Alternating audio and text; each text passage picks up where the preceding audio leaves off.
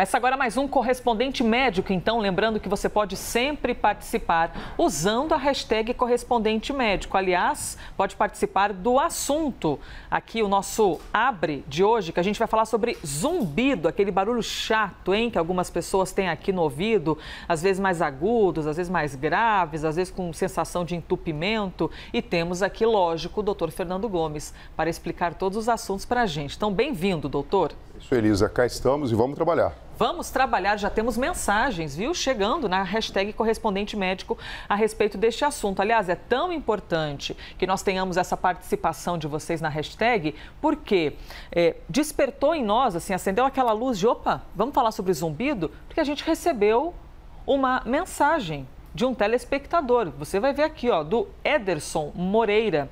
Ele é da cidade de Bueno Brandão, cidade mineira. Coisa boa ter sua participação, viu, Ederson? Olha lá o que ele falou. Gostaria de sugerir o tema zumbido no ouvido. Há um ano, passei por 2 otorrinos. Os medicamentos não fizeram efeito, os barulhos me irritam e não durmo. Será psicológico ou um problema de audição?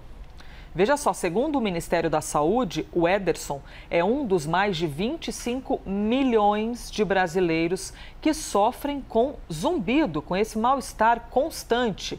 A gente conversou com um otorrinolaringologista, o Eduardo Bogás, e ele falou um pouquinho sobre o assunto com a gente, então vamos ouvi-lo. Zumbido é uma sensação auditiva interpretada pelo córtex cerebral na ausência de ruído externo, como se fosse uma ilusão auditiva. Ele é gerado ali nas células ciliadas auditivas ou na via auditiva central.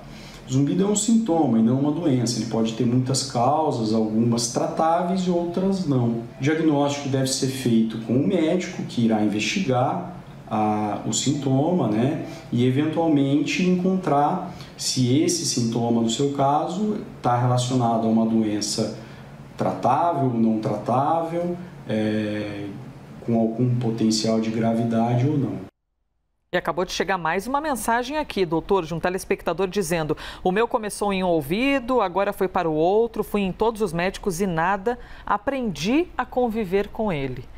Doutora, a minha pergunta é, o que pode causar um zumbido? Quando o senhor fala, por exemplo, sobre enxaqueca, o senhor diz que tem que identificar, tentar descobrir respostas e que é um caminho difícil. Para o zumbido é mais ou menos parecido? Às vezes pode ser difícil identificar a causa? Sim, a gente tem o zumbido como uma forma de sintoma, Elisa. Então, de fato, pode configurar algo dentro do quadro clínico de uma doença, por exemplo, um tumor nessa região, ou até alguma coisa mais simples, que acaba sendo muito prevalente, que é a perda auditiva que acompanha essa sensação, que muitas vezes ela não existe, mas o sistema nervoso central não é capaz de suprimir essa informação e o indivíduo tem que ficar lidando com isso de uma forma extremamente complicada. E a gente sabe também que uma situação psicológica, como o nosso telespectador perguntou, pode configurar, sim, algo que venha aumentar a relevância desse pano de fundo que fica a todo momento atrapalhando as pessoas. Quando a gente olha aqui, por exemplo, a gente consegue notar a complexidade que existe dentro do nosso ouvido, que traz tanto a informação auditiva como também de equilíbrio para dentro do sistema nervoso central. Então, se alguma alteração acontecer aqui dentro, a gente pode ter o zumbido fazendo parte do quadro clínico. Lembrando que é importante identificar se existe uma causa passível de reversão ou de controle, para que o indivíduo tenha mais bem-estar. Possíveis causas associadas, a gente tem aqui alguns hábitos, né? Então, o próprio tabagismo e o excesso de álcool podem corroborar, ou seja, ajudar para a manifestação clínica do zumbido. Então, uma orientação clássica é, se o indivíduo tem isso, pelo menos tentar eliminar esse hábito para verificar se isso vem a resolver. Alterações hormonais de toda sorte e distúrbios anatômicos também correlacionados com o próprio sistema. Então, por exemplo, uma alça vascular, um vasinho mesmo que de alguma forma tenha contato com algum nervo, pode provocar essa sensação e até mesmo uma alteração ruidosa, como por exemplo uma malformação arteriovenosa, que pode dar aquela sensação de que fica um zumbido constante fazendo parte da vida. Sensação terrível. O senhor foi falando aqui, eu já fui imaginando, realmente é muito ruim. Na hora de dormir, então, que fica aquele silêncio no quarto, é geralmente um momento que as pessoas costumam ouvir ainda mais esse zumbido. Doutor, tratamentos já está aparecendo aqui. Primeiro, para descobrir a causa, é quase por eliminação? Você precisa procurar um médico especialista, então um otorrinolaringologista ou então um neurologista, mas via de regra um otorrino, e sempre a gente tem a fonoaudiologia como também uma terapia que vai nos ajudar e auxiliar em todo esse processo. A gente tem desde a colocação de aparelhos auditivos, quando o zumbido ele vem associado também com a perda auditiva, lembrando que se você consegue também trabalhar com ruídos que venham, na verdade, neutralizar aquele ruído, isso pode facilitar a percepção do som no sistema nervoso central.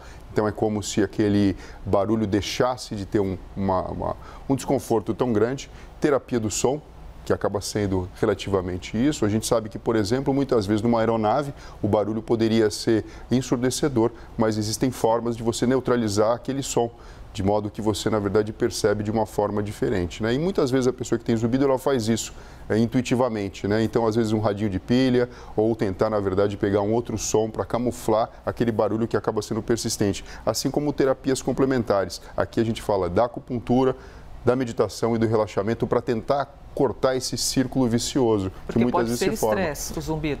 Pode ser estresse, mas pode ser também que o estresse venha aumentar demais a percepção do zumbido. Aqui eu colocaria, né, além do excesso do álcool e do cigarro, também o excesso do café, Elisa, que são substâncias que acabam estimulando bastante o nosso sistema nervoso e muitas vezes nos torna sensível à percepção de algo tão desagradável como o zumbido. Doutor, é importante, inclusive, que a gente fale sobre isso, porque, veja só, a gente recebeu essa mensagem do nosso telespectador justamente em uma semana em que existe uma data bastante importante para falar sobre zumbido, sobre todos os cuidados e a importância que a gente tem de dar aqui para o nosso ouvido. Dia Nacional de Prevenção e Combate à Surdez. E a gente também está no mês, novembro, também é chamado de Novembro Laranja, uma campanha de alerta aos zumbidos no ouvido. E o zumbido, doutor, às vezes pode alterar a nossa percepção espacial, por exemplo, porque a gente está habituado a não ter barulho, ou ao menos um barulho que não seja estimulado por questões externas além do nosso corpo. Quando tem um zumbido, algo, a gente pode ter até um incômodo assim espacial, a maneira como a gente se comporta, quando a gente presta muito atenção no barulho que está aqui dentro, porque deve ser uma coisa que tira a gente do eixo, né? Sim, isso pode, na verdade, alterar nossos próprios reflexos naturais de defesa, inclusive o senso de equilíbrio, muitas vezes, o que pode trazer um desconforto muito grande.